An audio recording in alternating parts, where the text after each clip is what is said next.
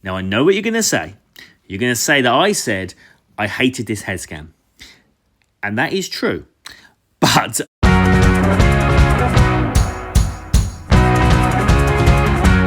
welcome back, Figs followers, and welcome to this brand new video where we are looking at my simple Undertaker head swaps. Don't ask me to torso crack because I won't know where to begin and I'll probably make an absolute pig's ear of it. But simple head swaps is something which I can do. So let's have a quick look at some of my best in the collection. So we're kicking things off with my 2002 Undertaker head swap. This figure was originally the SummerSlam Elite, which came with the WCW title, but I just really hated the head scan. Didn't like it at all. So we've popped that off and we popped on this Battle Pack head scan. I think this one came with the Jeff Hardy figure and it looks so much better. Now, of course, this Elite did come with the removable rubber singlet. You can have it up or you can have it down. I much prefer to have it down though, because it just makes the figure stand out and unique in the collection. It's the best way to create as many different Undertaker looks as you possibly can. Now, next up, we have the Elite Legends Undertaker figure. There's nothing wrong with that figure whatsoever. I have that one in the collection. But what I do love about it is the body sculpt and the torso. It is so much better than the Monday Night Wars body. That one was just a bit too thin, whereas this one has got a little bit more bulk to it. Broader shoulders, and I just love the way the top sits over the shoulders.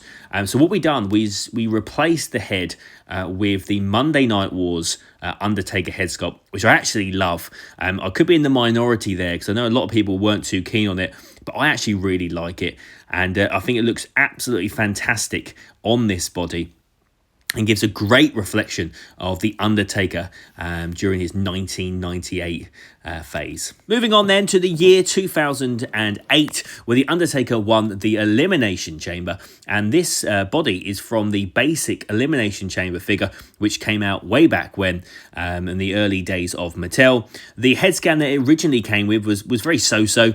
It was sort of the same Undertaker head scan that was pumping out basic after basic. Didn't have much character at all, whereas this basic 100 head scan has so much character. With the eyes rolled back and the tongue sticking out, fits great on the body, and it really looks good with that singlet, less torso.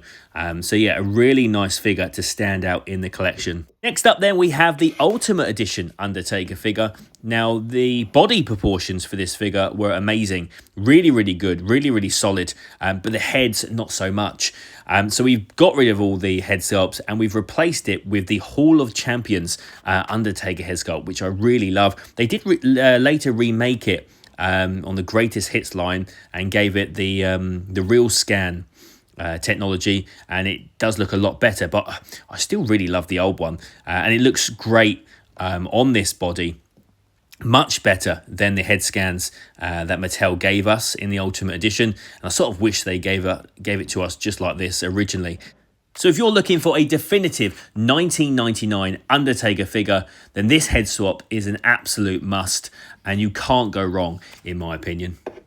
So next we have my SummerSlam 2000 Undertaker head swap. Now, I know what you're going to say. You're going to say that I said I hated this head scan. And that is true.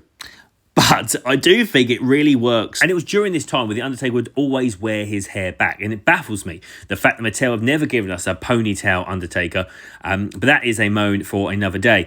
But the original head scan that came with this figure had all the hair out the front, and it just didn't really suit The Undertaker at this time. So despite me not liking the face scan, for some reason, this sort of works.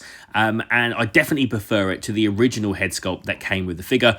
We've also added in the Kane mask. We got rid of the original and we just sort of ripped apart a Kane mask. So it looks like he literally just pulled it off of Kane's face. So yeah, really pleased with how the figure's turned out. It's not perfect, but it'll do. And then finally, we're moving on to our last figure in this lineup, is our 2001 Undertaker head swap. Now, what you'll notice straight off the back is that that is not a Mattel head scan. That is a Jack-specific head, and what an almighty head it is. It's actually one of the best face scans in my collection. And considering this figure was out in pre-2002, maybe something like that, we're talking a good 20 plus years ago, and for it to still be holding its own now, really says something about Jakks. Ponytail, of course. Come on, Mattel. We're waiting for it. But yeah, it really makes it stand out. Really, really good. And we have the jacket, which is also a Jakks specific jacket as well. That is from, I think it's the Tough Talkers line. So you just pop the jacket off the Jakks figure and popped it onto this one. And then body wise, it's just a basic elite Undertaker. But definitely a must if you can get your hands on that Jakks figure. So then I really hope I've given you some ideas when it comes to doing some head swaps. If you do any of these, be sure to let me know. And if you do any of your own ones, definitely let me know. Send me a picture and I'll be sure to include it in a video in the future. Well, that about wraps us up, guys. And I really hope you enjoyed the video. Hopefully you'll stick around for many more videos to come. But as always, stay figure hunting.